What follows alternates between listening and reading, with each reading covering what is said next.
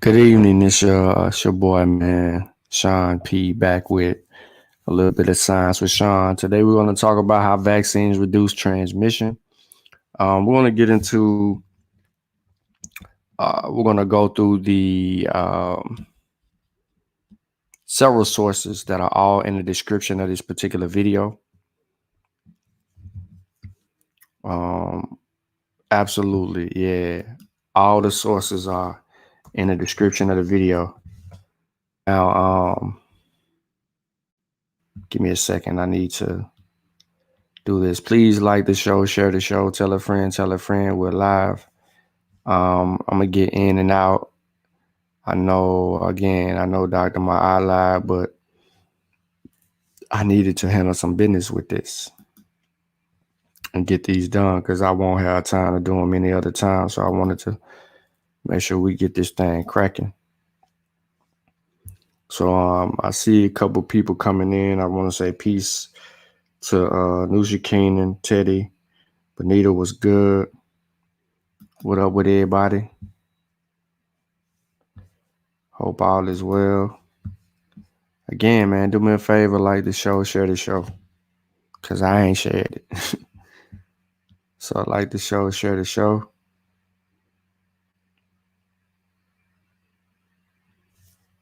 And hold on, manage videos. Then we'll be able to get this thing going here in just a moment here. Have y'all been hearing anything crazy? Like any new claims or things of that nature?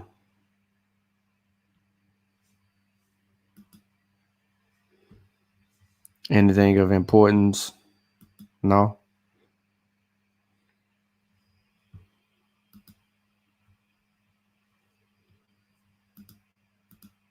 Nothing? Wow, that's interesting. That's interesting.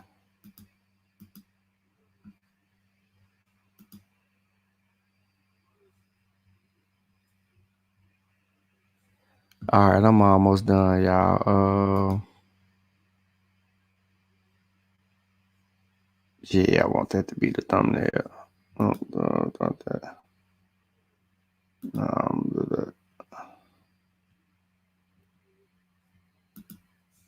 There you go.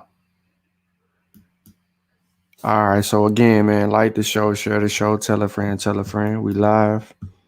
Appreciate everybody tuning in.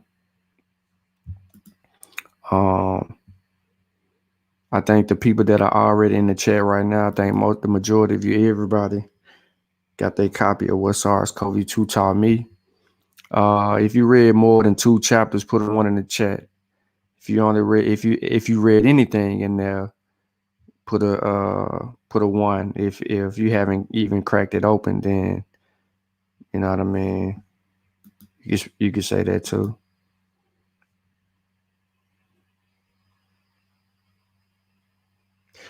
The kids in VA getting it wrong. I mean, it's really you gotta wait on the science.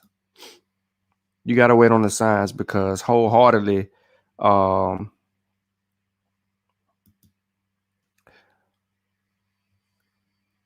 this is what I noticed. Like, of course, we went through this the other day, but kids, they're getting less of the vaccine than adults. Okay, all right, I get it. Certain age groups. But is it really a big difference? Because people are saying that the kids in Virginia are getting, that situation happen.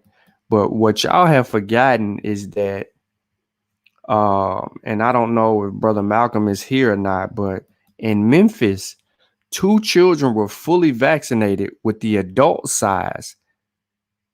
And I don't know if they got Moderna or what they got. I don't know.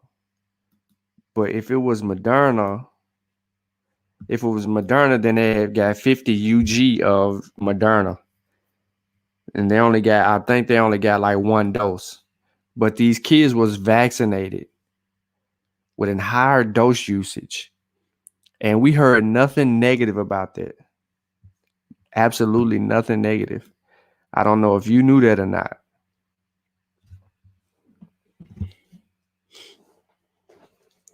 So we just got to see, you know, of course, they're going to be monitoring those children, and they're going to come to all kind of, they're going to come up with all kind of things that they actually can inform everyone on and kind of deal with it from there. So we just have to look at it and follow the science in that regard.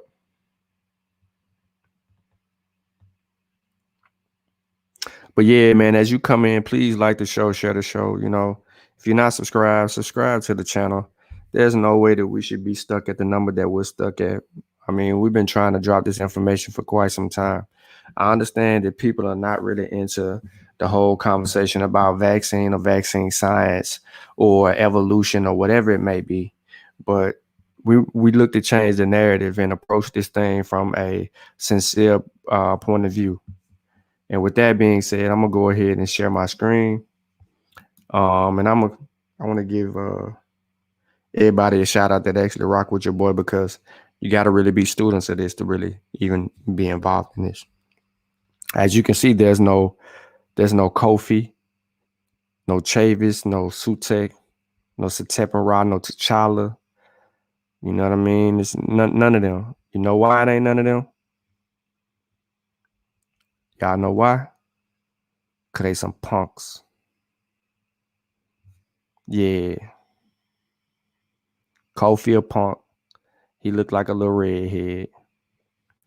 T'Challa, we don't never hear from T'Challa.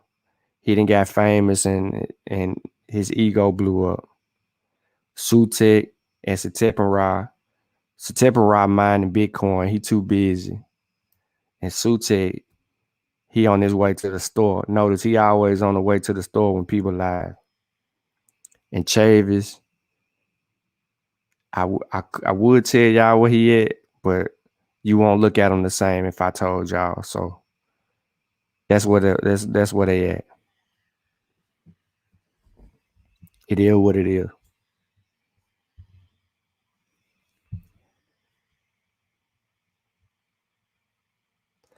All right, so let's get into it, man. Let's have a little fun, see what we can learn, and we'll go from there. So I was reading this article right here by a local epidemiologist, Caitlin Jetlina, and in the article, she was referring to how vaccines reduce transmission. Now, from the easy or onset of this, we're just going to read a little bit of this, and then we're going to get into some other information to actually back her up with she sources. So if you're on your cell phone and you're unable to watch the quality of this particular video, meaning that the data on the screen is not coming through on your cell phone, iPad or cell phone, or whatever kind of weird tablet you might have, what you need to do is you need to click on the wheel or the little screw thing on your cell phone. Go to your quality, change your quality to 720p. When you do that, then everything is going to come up clear. Y'all ain't liking the show? How many people in here, bro? Look, come on, man. Hit the like button.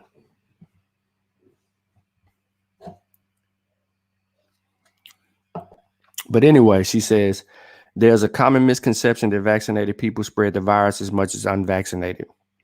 She said, I've even received blowback from a holiday post because I said that the room full of vaccinated people with no other precautions didn't pose a significant threat on the community. Said she was not surprised of the confusion given the suboptimal messaging from the public health officials over the past year. But vaccinated people do not spread the virus as much as unvaccinated people. Not even close. So here's how it works. Vaccines prevent infections in the first place. Let's say a vaccinated person and an unvaccinated person are standing next to each other and both are exposed to the same amount of the virus for the same amount of time, an equal playing field. The virus then enters both of the people's nasal passageway. What happens next depends on vaccination status. So there's two parts to this. The first part is for unvaccinated persons. Viral particles try to find and invade cells. Once a virus particle enters the cell, it starts replicating fast. We need a certain amount of the virus to become contagious. Now, remember, the virus reaches this threshold and the person starts transmitting to others. Now, this contagion takes 24 to 48 hours before you get the disease, ladies and gentlemen, or otherwise known as showing symptoms. For vaccinated people, the viral particles try to find a host cell. Now, I could sum this up real quick and uniquely, but of course, everybody already know I know how to do this. But listen, if the virus is trying to find a host cell in a vaccinated person, what's happening? The immune system and partly neutralizing antibodies recognize the virus and quickly destroys it. Importantly, the virus is destroyed before entering the host cell. See, the difference between a vaccinated person and an unvaccinated person is the host that it's entered, the host cells that it's entering. Remember, vaccinated people who have received the mRNA vaccines or Johnson & Johnson, your immune system have been trained to recognize the spike protein. The spike is significant because it helps enter the cells. Unvaccinated people don't have that type of protection against the COVID, I should say. Just leave it against SARS-CoV-2. My bad. Keep it technical. Against SARS-CoV-2, consistent. Because natural infection doesn't create the type of immunity to garner the protection against recognizing the spike. So she continues and says, it's important that the virus is destroyed before entering the host cell and thus cannot replicate. Because it can't replicate, the vaccinated doesn't become contagious. This phenomenon is called sterilizing immunity, which helps prevent infection from happening in the first place. Not everyone gets sterilizing immunity, but COVID-19 vaccines help, which approximately 50 to 75 reduction in the reduction of initial infection risk. She says this is huge effect on transmission in the community. You cannot transmit an infection you never get. So when people say the certain things that they're saying, you can't transmit an infection you never got. What up, Omar? She continues, reducing transmission among breakthrough cases. She says, but vaccines aren't perfect. We all know this, right? Vaccines aren't. For some unlucky few, and specifically those with high exposure jobs like healthcare, vaccine-induced immunity won't be able to catch all the virus particles before finding cells. Once the virus finds a cell, it starts replicating enough virus to make the vaccinated person contagious. Then this person typically gets asymptomatic disease, but some breakthrough cases get mild to severe disease. I'm going to run that back for everybody that really don't know what's going on, okay? Vaccines aren't perfect. For some unlucky few, especially frontliners, vaccine-induced immunity won't be able to catch all the virus particles before finding a cell. It's just a fact. However, once the virus finds a cell, it starts replicating enough virus to make the vaccinated person contagious. Then this person typically gets asymptomatic disease, but some breakthrough cases get mild to severe disease. The vaccine still kicks in, though, making breakthrough cases less contagious than unvaccinated cases. Vaccines do this in two ways. What are the two ways, Sean?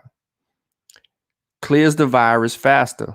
So the vaccine, again, and y'all heard me say this numerous times before. I'm saying this because you've heard me say this numerous times before. This lets you know that I'm following the science, been following the science. This is not something that I've just been throwing out there. The vaccinated are contagious for a few days, fewer days than unvaccinated people. They say on average 3 to 6 days. You heard me say 3 to 5 days. You heard me say this. This is one of the indications, and then it's 13 to 18 for Delta. This is one of the indications, right, that I've said because I've studied the NFL's policy as well. So when I did the whole thing about Aaron Rodgers, I specifically said had Aaron Rodgers been vaccinated, he would have only missed a game. He ended up playing today, which I think he shouldn't have, but they let him play it today, and he cleared protocol per se. Supposedly, he cleared protocol. All right. Now, says we've had 3 studies provide this evidence thus far. There's a study in Singapore, there's a one in an NBA player, and then there's another one in the UK published Lancet. The faster the virus is cleared, the less it transmits. I'm gonna say this again. So if the vaccinated people average about 3 to 6 days, right, to clear the virus,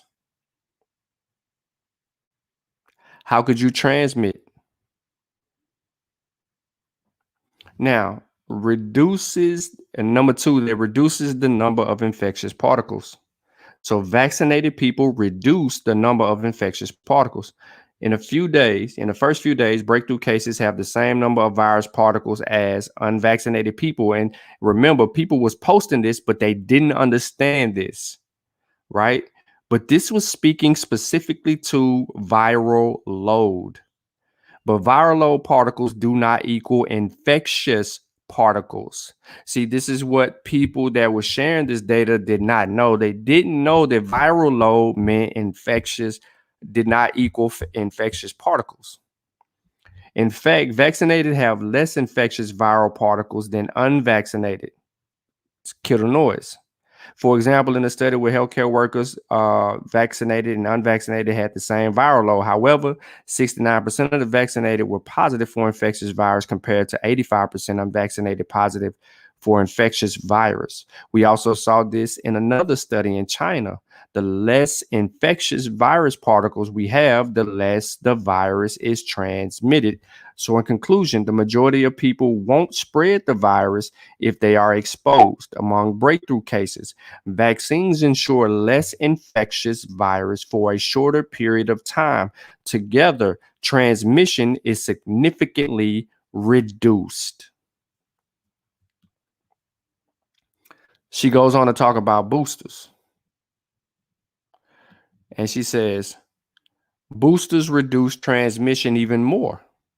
We all should know that. This is one of the push for boosters because the efficacy levels were lower. And boosting, no matter what, boosting, right, will increase efficacy, providing better protection against infection. Remember, the whole goal is about this infectious thing. Now, unsurprisingly, boosters reduce transmission because they increase our neutralizing antibodies. Boosters increase the likelihood of preventing infection in the first place and presumably help clear the virus faster among breakthrough cases. This week in a preprint, which we'll take a look at, was released assessing the phenomenon for the first time. The study was a lot of mathematical models, but essentially a booster made a sizable impact in reducing individual transmission. Because of this, boosters decreased community transmission by 21 to 66%. What about infection-induced natural immunity? That's a big deal. Some that are unvaccinated survive COVID-19 disease, mount an immune response. This means they too have neutralizing antibodies, and because of this, their body acts much like a vaccinated, preventing infection and thus prevent transmission. Not so fast. The problem is that this response is not guaranteed. For example, people with asymptomatic or mild disease may not mount a strong enough response for variants of concern, but people who survive severe infection, y'all heard me say this before, if they don't mount a response, they don't have enough neutralizing antibodies to fend off infection and thus transmission. If the unvaccinated mounts an immune response, the durability of protection is also variable. What does that mean, Sean? Infection-induced immunity lasts for at least 90 days and a maximum of 5 years. Mathematical models found that, on average, people will mount immunity against SARS-CoV-2 for 16 months. Because of this, reinfection is much higher among unvaccinated. 2 peer-reviewed studies found the reinfection rates was 2.5, which we mentioned, and now 5 times higher among infectious-induced immunity compared to vaccine-induced immunity, meaning you didn't double, triple, quadruple your chances. And 36% of the people do not even mount any type of response. Bottom line, the majority of vaccinated people won't spread the virus if they are exposed. Among breakthrough cases, vaccines ensure less infectious virus particles for a shorter period of time. Fully vaccinated people provide little to no threat to the community transmission.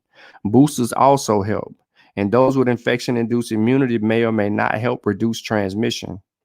We desperately need a pandemic off-ramps.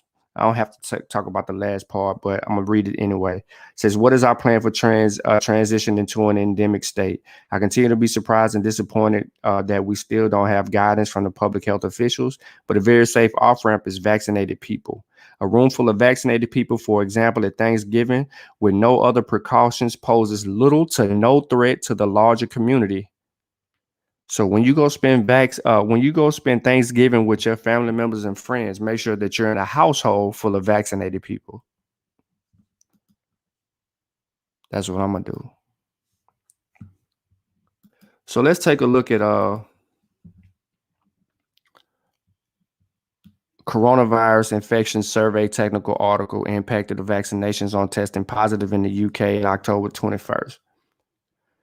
This was about the reduction in risk of testing positive for COVID-19 associated with vaccinations overall and different vaccine types using data from the coronavirus infection survey. 2 time periods were analyzed: when Alpha variant was dominant in the UK between December 2020 and May 2021, and when the Delta variant was dominant from May to August. Now, this is the latest release, or the version of this release. This was published 18th of October, and I'm just going to stick to the main points of this particular article. Vaccinations significantly reduced the risk of people testing positive both from either variant. Vaccine effectiveness was reduced in Delta dominant period compared with Alpha dominant period, particularly in preventing infection with symptoms. 2 doses of Pfizer or in this instance, Oxford AstraZeneca vaccines provided a similar level of protection to prior natural infection when the Delta variant was dominant. 2 doses of either vaccine provided significantly greater protection than a 1 dose across all analyses.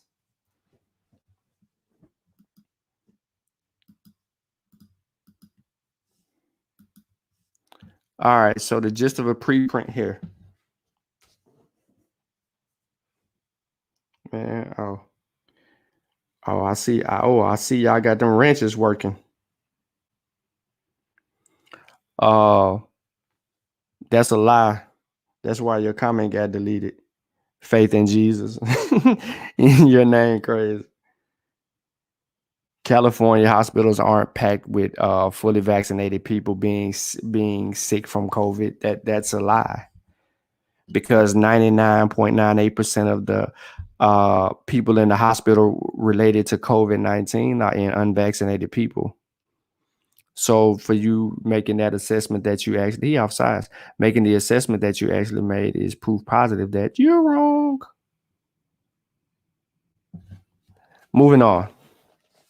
So here we have a preprint. Remember, this can't be reviewed for like medical purposes or whatnot. It has yet to be peer reviewed, but this was talked about in the article that we just got through combing through. And it talks about transmission dynamics and epidemiological characteristics of Delta variant infections in China. And it says the Delta variant, the background of this study says that the Delta variant of SARS-CoV-2 has become predominantly global. We evaluated the transmission dynamics and epidemiological characteristics of Delta variant in an outbreak in southern China. Now, remember, in southern China, ladies and gentlemen, this is where the original variant comes from. But the dominant variant is the Delta variant, and it's all over China. This shows you how different variants become dominant over the other ones, and that the other ones really become obsolete. Remember, I've always, and even in the book, if you have the book, What SARS-CoV-2 Taught Me, the book tells you, explains to people about variants. It explains the thing about variants. Now, they provide us with a method. It says data on confirmed cases and their close contacts were retrospectively collected from the outbreak that occurred in Guangdong in between May and June of 2021.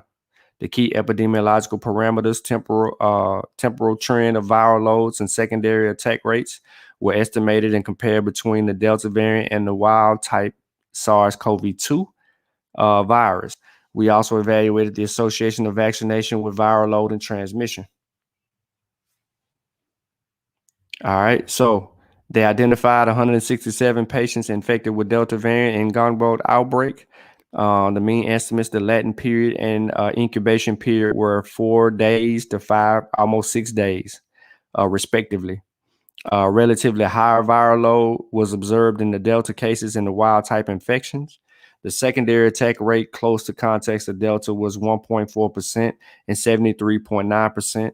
Of the transmissions occurred between the onset, the index case without vaccination or with one dose of vaccination were more likely to transmit infection to their contacts than those who had received 2 doses of the vaccine.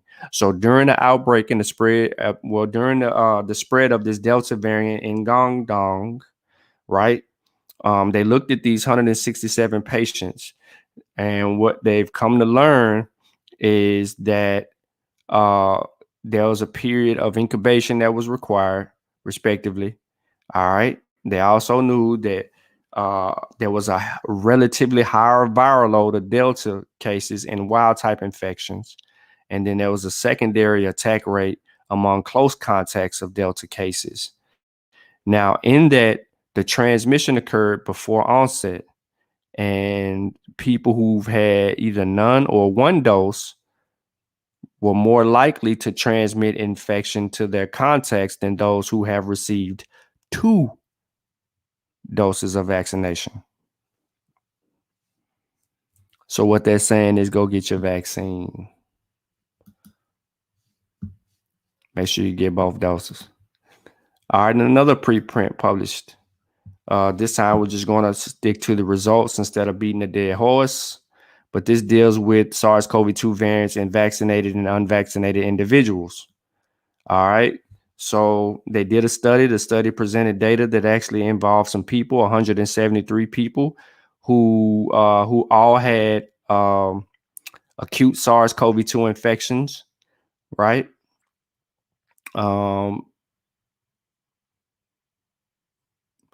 The mean viral trajectories of alpha and delta infections resemble those of non-VOI or VOC infections. Vaccine breakthrough infections exhibited similar proliferation dynamics as infections in unvaccinated individuals.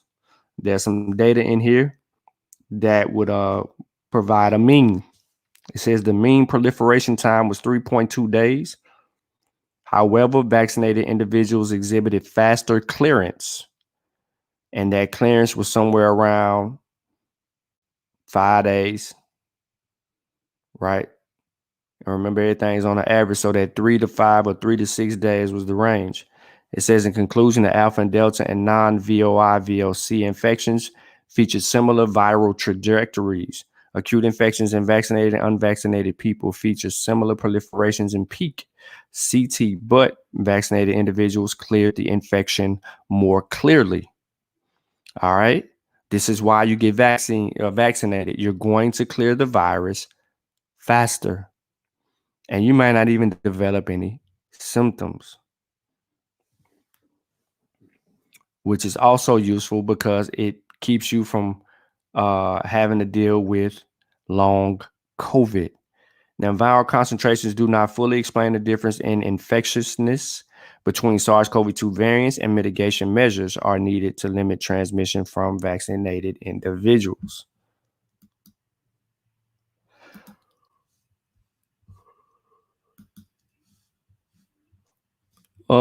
let me get into this other one. I don't want to get into Lancet.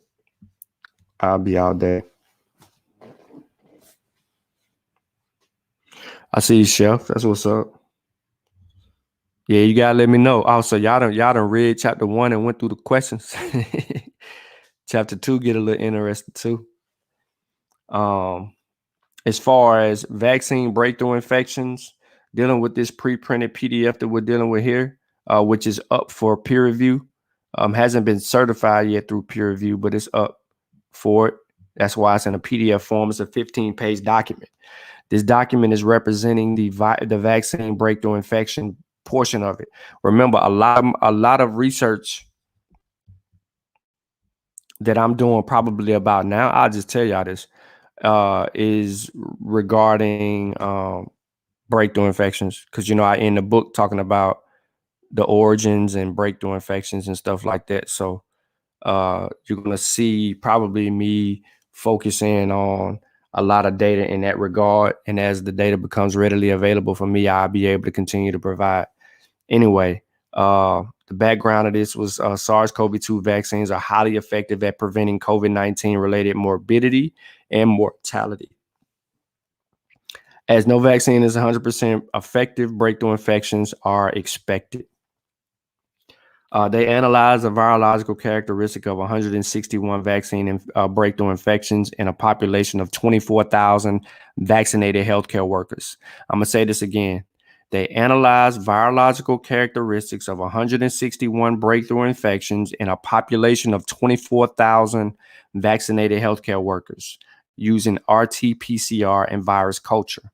The results of this was the Delta variant B16172 was identified in the majority of the cases. Despite similar CT values, they demonstrate lower probability of infectious virus detection in respiratory samples of vaccinated healthcare workers with breakthrough infections compared to unvaccinated healthcare workers with primary SARS-CoV-2 infection. Nevertheless, infectious viruses was found in 68.6% of breakthrough infections, and CT values decreased throughout the first 3 days of illness. Conclusion. We conclude that rare vaccine breakthrough infections occur, but infectious virus shedding is reduced in these cases. So out of the 24,000 healthcare workers, there was 161 breakthroughs. Out of the 161 breakthroughs, they all cleared the virus in 3 days. All right. Now, I can't say all, 68%, almost 70% of that 161, 3 days. That's why they give you 3 to 6 days. This is showing you that the vaccine is working. This is helping us understand exactly what a breakthrough infection is and how being vaccinated helps.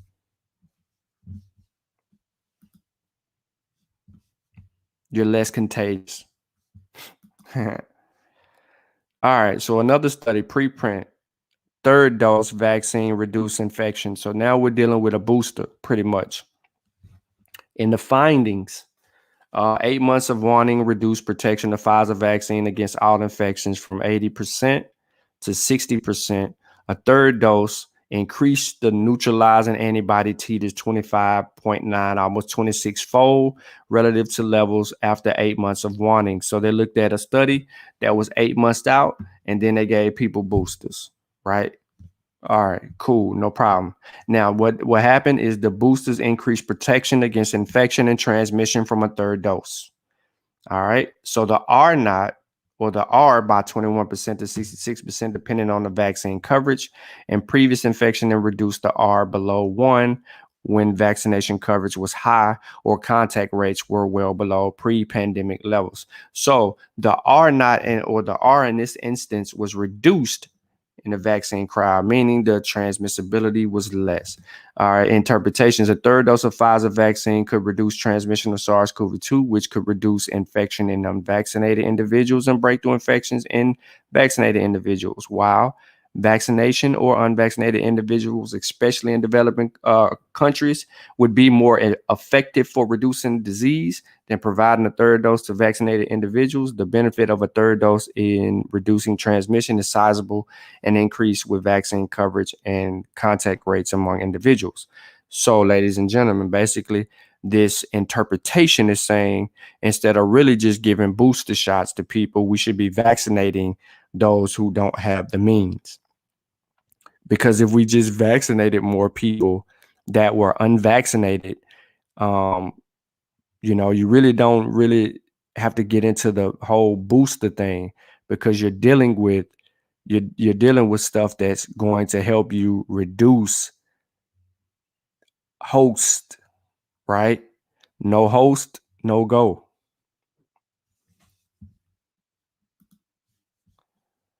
All right, so another preprint we'll look at real quick, this one, and we'll get into the abstract of this one too.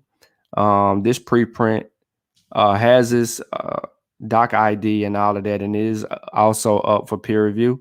But this talks about the emerging SARS-CoV-2 variants of concern invading humoral immune responses from infection and vaccination. And in the abstract, it talks about emerging SARS-CoV-2 variants pose a threat to human immunity induced by natural infection and vaccination. They assess and recognize of 3 variants of concern in cohorts of COVID patients ranging in disease severity and recipients in the Pfizer vaccine, spike binding and neutralizing against all 3 VLCs. Those, excuse me, ladies and gentlemen, VOC is variants of concern. Okay. VOC, when you see it, variants of concern. All right. Now, spike binding and neutralizing against all 3 variants of concern was substantially reduced in the majority of samples, with the largest 4-7-fold reduction in neutralizing being observed against the B135. While hospitalized COVID-19 patients and vaccine maintained sufficient neutralizing titers against all 3 variants of concerns, 39% of non-hospitalized patients did not neutralize the B1351. Moreover, monoclonal neutralizing antibodies show sharp reduction in their binding kinetics and neutralizing potential to the B135 and P1 variants, but not the B117, which is that alpha. Now, these data have implications to the degree to which pre-existing immunity can protect against subsequent infection with viruses of concerns, and informs policymakers of susceptibility to globally circulating SARS-CoV-2 variants of concern. In short, we need to be vaccinating more people. So there was 2 studies mentioned at the end of the epidemiologist article. One we've already went through twice. Well, not really twice, really more than twice. But this one I wanted just to kind of highlight for everybody. In this study, right? This study was the reduced risk of reinfection of SARS-CoV-2. This is the one that we talked about already, and we did several shows on it before. People may have missed it, but this was the Kentucky study that showed that people were 2 times, the likelihood doubled of people being reinfected increased. And in this Kentucky study, this drew that information out.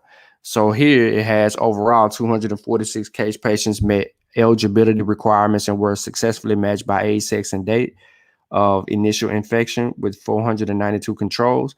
Among the population included the analysis of 60% females, 204, 82%. Case patients were initially infected in October to December.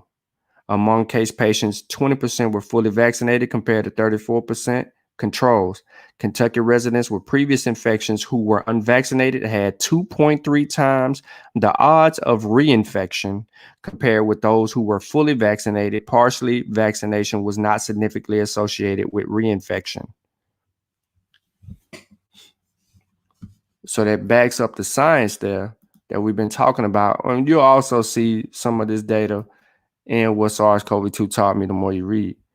And in this case, this study is in reference to more data regarding confirmed COVID-19 among adults hospitalized with COVID-19. like illnesses with infections induced or mRNA and vaccine induced SARS-CoV-2 immunity. This is a study that was done regarding 9 states between January and September of this year. There's a summary regarding this, but that's fine. But the benefit of vaccinations compared with infections without vaccination appeared to be higher for recipients of Moderna than Pfizer. I'm only saying this because that's what the data says.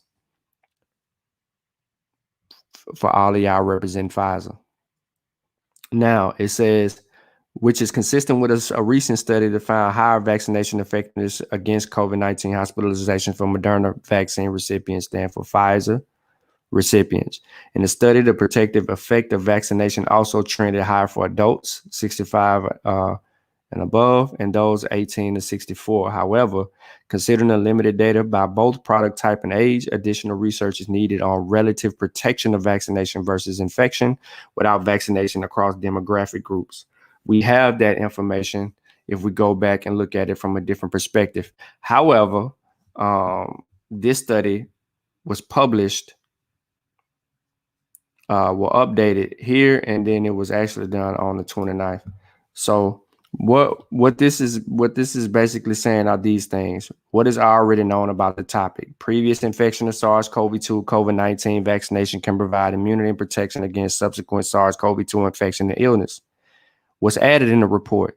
Among COVID-19 like illness hospitalizations among adults less than 18 years old, whose previous infection or vaccination occurred 90 to 179 days earlier, the adjusted odds of laboratory confirmed COVID-19 among unvaccinated adults with previous SARS-CoV-2 infection were 5.49-fold higher than the odds among fully vaccinated recipients of an mRNA COVID-19 vaccine who had no previous documented infection. There you have it.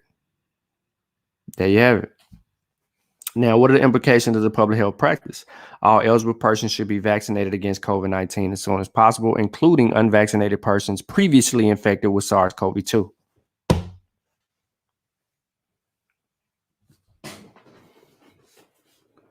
So in short, right? In short, it goes back to the point. The bottom line, simple. The majority of vaccinated people won't spread the virus if they are exposed. Among breakthrough cases, vaccines ensure less infection viral particles for a shorter period of time. Fully vaccinated people provide little to no threat to the community transmission. Boosters also help, and those with infection-induced immunity may or may not help reduce transmission. So you naturally infected people, go get vaccinated. You've been infected, go get the best protection. It's called hybrid immunity. Protection against infection is happening. So that's a lot of information I dropped on y'all, especially when it comes to this science stuff. I know a lot of people be looking left and lost. But if you have the book, What SARS-CoV-2 Taught Me, it gives you an opportunity to be able to kind of catch up or stay in the middle of the conversation and understand what's actually being said. Whether I talk really slow or whether I convey it in a way for you to understand it, you're not going to retain it. Therefore, the book is a great assistance into helping people understand. In short, what I basically said was the best protection for us is for those of you who've been infected naturally, they get a vaccine. That's the best protection. But a 2-dose regimen provides excellent protection. People who have little to no response, who've been naturally infected, 36% of you don't gain any protection. The others might have some protection, but that protection wands over really fast within the first 4 months, right? Now they're saying some people severe, they got some good protection, but not everybody has had a severe reaction. Therefore, getting vaccinated can solve a lot of things. It could help you clear the virus faster, reduce your symptoms, reduce hospitalization, reduce death, and as we have seen, deaths. The more people we vaccinated, the less deaths that will occur in our society. It is not because the virus is taking its toll. The virus doesn't sleep. The virus doesn't eat. The virus is invisible and you can't see it, and it exists. However, if you don't have a host, a viable host, it can't continue to exist. It can't infect other people. So the more we vaccinate, the better off we are, and the better chances that we get in uh, pushing this thing to endemic status, turning the corner, and being able to really, really, really get back to our lives. Although many of you are at football games, basketball games, traveling like a mug, doing all kind of things now, being able to remove your mask and do those things is essential. I know some people don't wear a mask right now, but they are more susceptible of boom, boom, boom, boom, having a breakthrough infection occur, and then wonder why they got a breakthrough infection and not have proper understanding. Viruses do not stop attacking the body. They look for ways to invade the body. And when they get a pathway, then they will go through a process of replicating itself. It is looking for a host. Once it enters the cell, it is looking to infect the cell. If it can't infect the cell, it is looking for a cell to infect in your body. But your immune system is shortening the gap, or protecting the cells, so to say, protecting certain cells, right? Certain parts of certain cells, right? That as best as it could to keep it out of there. It's like, let's say, for instance, your immune system is like the neighborhood watch, or a gated community with a neighborhood watch in it. Let's just say it like that. Let's just say it's a gated community and they got people at the gate, and they see who coming and who going. This is your immune system after vaccination, right? At the gate, they can see everybody coming and going. It ain't allowing nobody in there that don't belong in there. However, if somebody parked down the street and jumped the gate and kind of went through a little way to get through, then they had to do it from a weird perspective. Your immune system is like that. It is stopping what it can stop.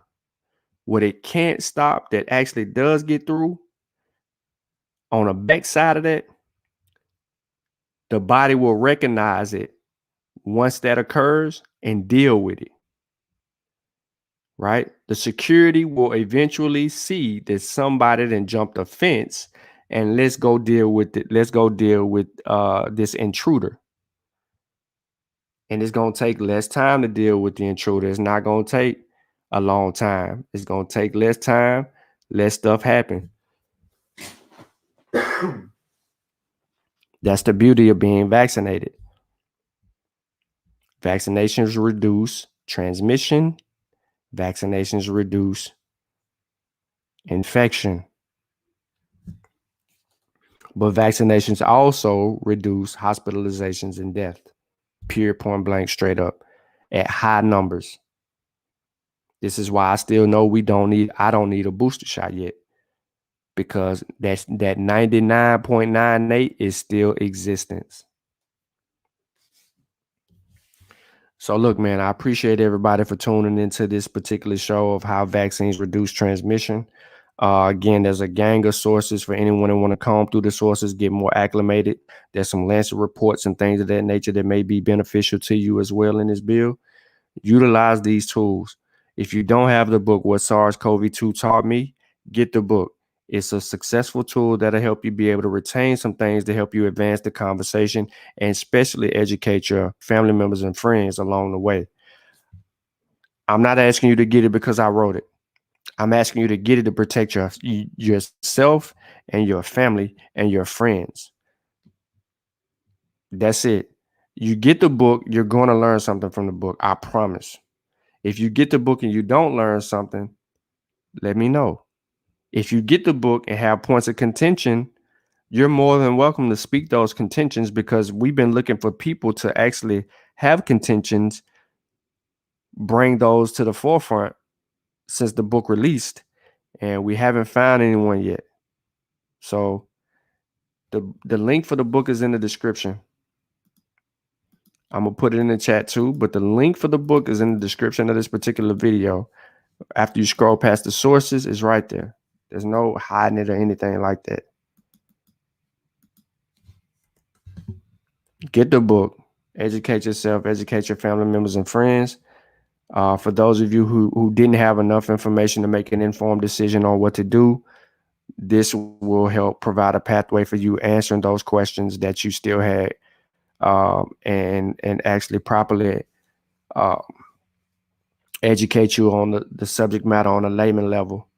And man, look, I appreciate y'all for tuning in. I don't know who's gonna be live tonight or what's going on with what, but enjoy whatever show come behind that.